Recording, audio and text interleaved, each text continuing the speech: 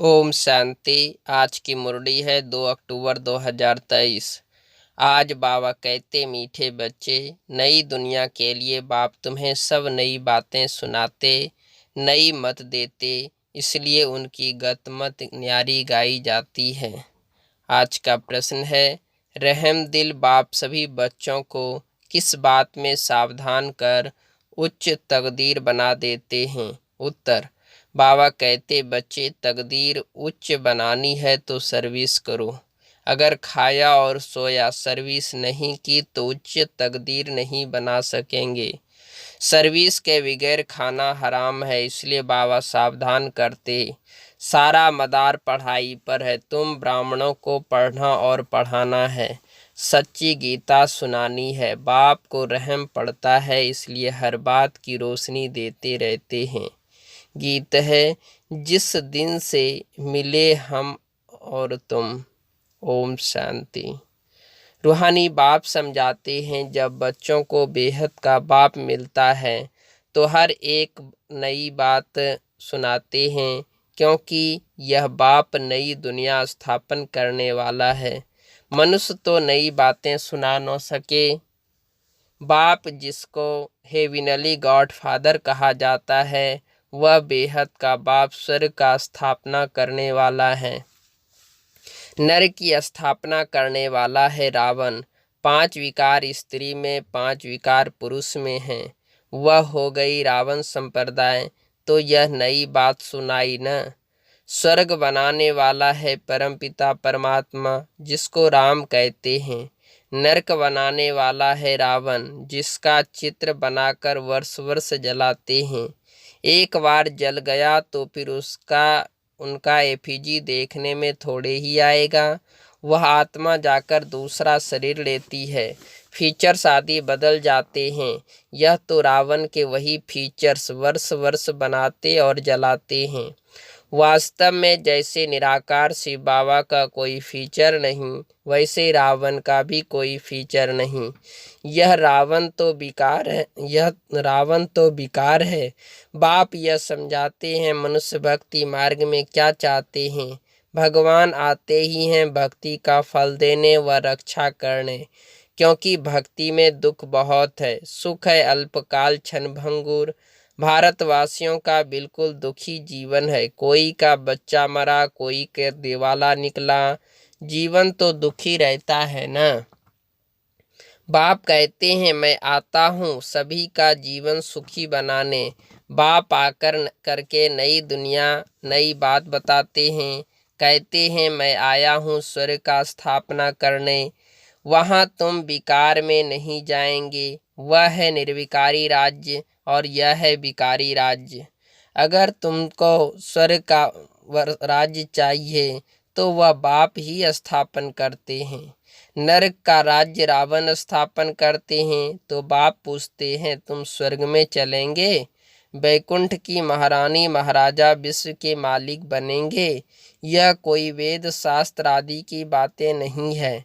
बाप ऐसे नहीं कहते कि राम राम कहो व दर दर धक्का खाओ, मंदिरों तीर्थों आदि में जाओ व गीता भागवत आदि बैठकर पढ़ो। नहीं, सतयुग में तो शास्त्र होते नहीं। तुम भल कितने भी वेद शास्त्र आदि पढ़ो, यज्ञ जप तप दान पुण्य आदि करो, यह ही धक्के खाना, इनसे प्राप्ति कुछ भी नहीं है। भक्ति मार्ग में कोई एम ऑब्जेक्ट नहीं है। मैं तुमको स्वर्ग का मालिक बनाने के लिए आया हूँ। इस समय सर्व नरकवासी हैं। अगर कोई को कहो तुम नरकवासी हो तो बिगड़ेंगे। वास्तव में तुम जानते हो, नरक कलयुग को और स्वर्ग सतयुग को कहा जाता है। बाप बैकुंठ की बादशाही ले आए हैं। कहते हैं, स्वर्ग का मालिक बनना है तो पवित्र जरूर बनना पड़ेगा। मूल बात सारी पवित्रता की है। कई मनुष्य कहते हैं, हम पवित्र तो कभी नहीं रह सकते। अरे, तुमको पावन बनाते हैं स्वर्ग में चलने के लिए। पहले वापिस शांति धाम में, बाबा कहते हैं, पहले वापिस शांति धाम में जाकर फिर स्वर्ग में आना। सभी धर्म वालों को कहते हैं, देह को छोड़ और शरीरी बनकर जाना है, इसलिए देह के अभिमान को तोड़ो। मैं क्रिश्चियन हूँ, बौद्धि हूँ, यह सब है देह के धर्म। आत्मा तो स्वीट होम में रहती है। आत्मा अपने घर परम धाम शांति धाम में रहती है। बाबा कहते हैं तो बाप कहते हैं वापिस मुक्ति धाम चलेंगे, वहाँ तुम शांति में रहेंगे। बताओ तुम वापिस कैसे चल सकते हो? मुझ बाप को और अपने स्वीट होम को याद करो। देख के सब धर्म छोड़ो। यह मामा है, काका है, चाचा है, इन सब देह के संबंधों को छोड़ो। अपने को देही समझो, मुझे याद करो। बस यह है मेहनत, और कुछ नहीं सुनाता हूँ। शास्त्र आदि जो पढ़े हैं वह सब छोड़ो। मैं नई दुनिया के लिए तुमको नई मत देता हूँ। कहा जाता है ना, ईश्वर की गत और मत न्यारी है। गति कहा जाता है मुक्ति को। बाप नई बात सुनाते हैं न। मनुष्य भी जब सुनते हैं तो कहते हैं यहाँ तो नई बातें हैं, शास्त्रों की कोई बात नहीं। यूं तो गीता की बात परंतु मनुष्यों ने गीता को भी खंडन कर दिया है। मैंने तो गीता पुस्तक कुछ भी नहीं पढ़ी है। बाबा कहते हैं मैं तो गीता पुस्तक कुछ भी नहीं उठाई है, वह तो बाद में बनती है। मैं तो तुमको ज्ञान सुनाता हूँ। ऐसे कभी कोई नहीं कहेंगे कि तुम मेरे सिकीलदे बच्ची हो। यह निराकार परमात्मा ही कहते हैं। निराकार आत्माओं से बात करते हैं। आत्मा सुनती है, यह शरीर है ऑर्गन्स।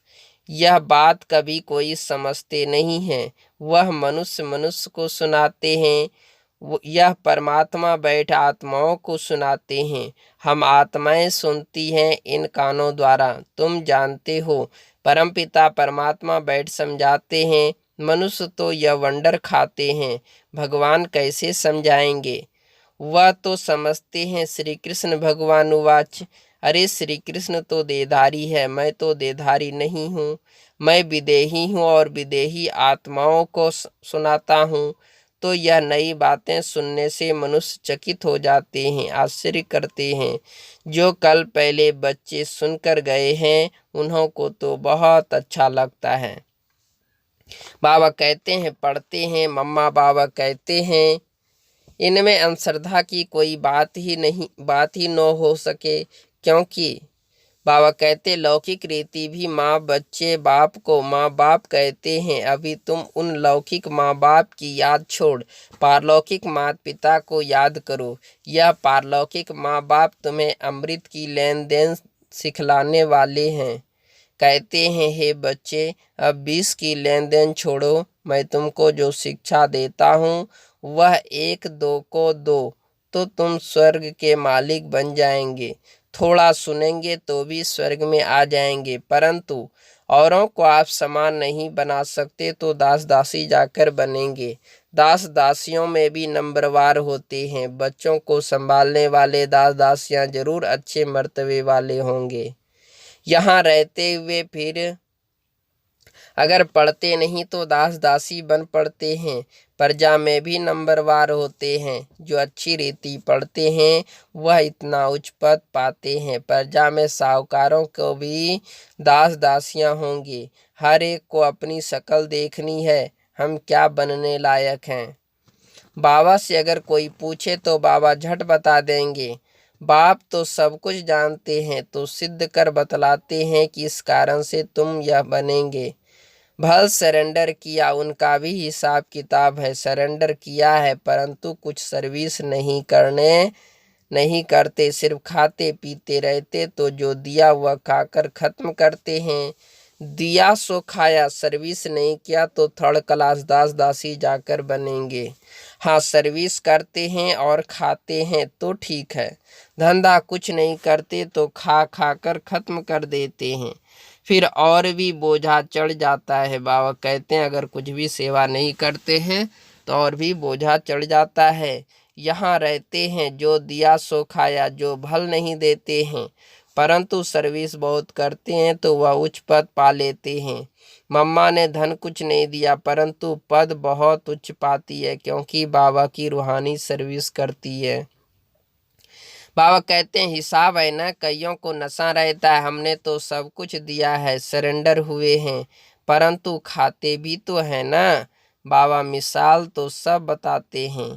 सर्विस नहीं की खाया और खलास किया, कहते हैं न जिन सोया तिन खोया। 8 घंटा सर्विस करने बगैर खाना हराम है। खाते रहेंगे तो जमा कुछ नहीं होगा, फिर सर्विस करनी पड़ेगी। बाप को तो सब बतलाना पड़ता है न, जो कोई ऐसे नहीं कहे हमको बतलाया क्यों नहीं। बाबा इसलिए कहते हैं मैं हर बात में सबको खोल खोल करके बातें बता देता हूँ।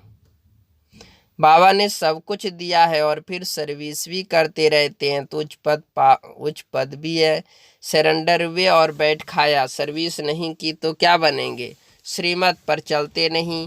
बाबा खास समझा रहे हैं, ऐसे नहीं कि पिछाड़ी में कहे कि हमारा पद ऐसा क्यों हुआ।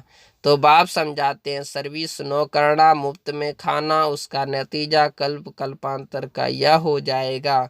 इसलिए बाबा सावधान करते हैं, समझाना चाहिए कल्प कल्पांतर के लिए हमारा पद भ्रष्ट हो जाएगा। बाबा को रहम पड़ता है, इसलिए हर बात की रोशनी देते हैं। सर्विस नहीं करेंगे तो उच्च पद पा नहीं सकेंगे। जो गृहस्थ व्यवहार में रहते सर्विस करते हैं उनका पद बहुत उच्च है। बाबा कहते हैं गृहस्थ व्यवहार में जो रहते हुए सर्विस करते हैं उसका पद भी बहुत उच्च है। सारा मदार पढ़ाई और पढ़ाने पर है। तुम ब्राह्मण हो, तुमको सच्ची गीता सुनानी है। वह तो कच्छ में कूरम उठाते हैं, तुम्हारे कच्छ में कुछ नहीं है। तुम तो सच्चे ब्राह्मण हो, तुमको सच सुनाना है, सच्ची प्राप्ति करानी है। और सबने घाटा ही दिलाया है, इसलिए लिखा जाता है वह सब झूठ है। बाबा सच सुनाकर सचखंड का मालिक बनाते हैं। यह तो समझने की बात है, विश्व का मालिक बनना कम बात है क्या।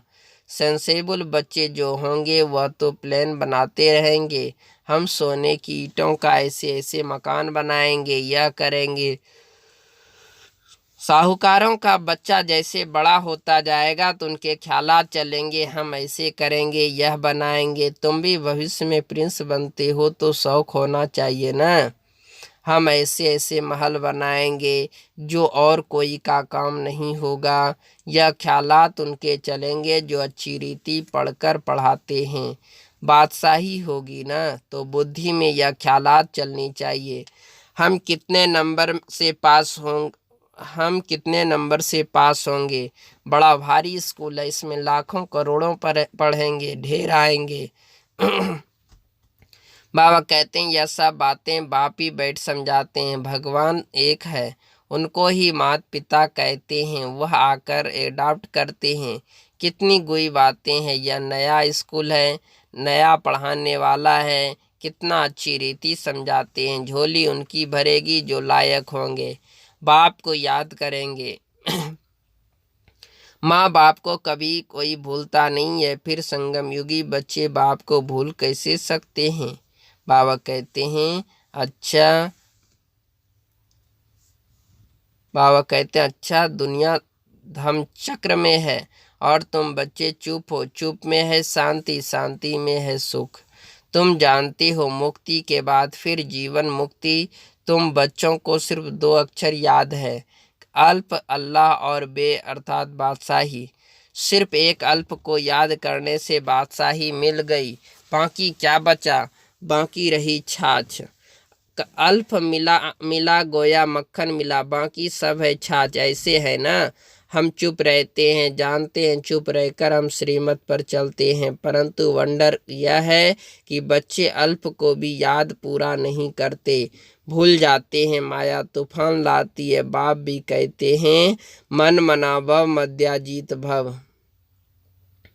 गीता में अक्षर है ना, मैं तुमको गीता वालों से अर्थ पूछना चाहिए कि मन मना भव मद्याजीत भव का अर्थ क्या है। बाप कहते हैं मुझे याद करो तो तुमको बादशाही मिलेगी, सब दे के धर्म छोड़ दे ही बन जाओ। और बाप को याद करो तो बादशाही मिलेगी। ग्रंथ में भी कहते हैं जपो अल्प को तो बादशाही मिलेगी। सचखंड की राजाई मिलती है। इस दुनिया में बिल्कुल न्यारे हैं और कोई ऐसे नहीं कहेंगे। बाप नई बातें सुनाते हैं, बाकी सब पुरानी ही बातें सुनाते हैं। बात बड़ी सहज है, अल्प के बिना तो बादशाही मिलेगी, फिर भी पुरुषार्थ तो करना पड़े।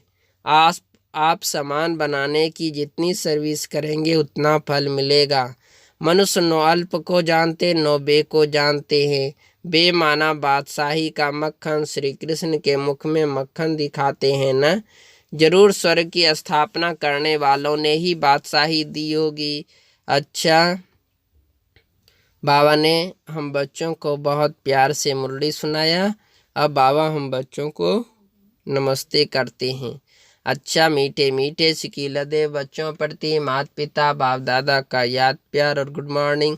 रूहानी बाप की रूहानी बच्चों को नमस्ते। हम रूहानी बच्चों की रूहानी माता पिता बाप दादा को याद प्यार और गुड मॉर्निंग। रूहानी बाप की रूहानी बच्चों को नमस्ते। हम रूहानी बच्चों की रूहानी माता पिता बाप दादा को याद प्यार और गुड मॉर्निंग और नमस्ते नमस्ते नमस्ते। धारणा के लिए मुख्य पहली पॉइंट, वापिस स्वीट होम यानी घर जाना है, इसलिए देह के धर्मों और संबंधों को भूल स्वयं को देही समझना है, इसी अभ्यास में रहना है। दूसरी पॉइंट, बाप की जो शिक्षाएं मिलती है वह दूसरों को देनी है।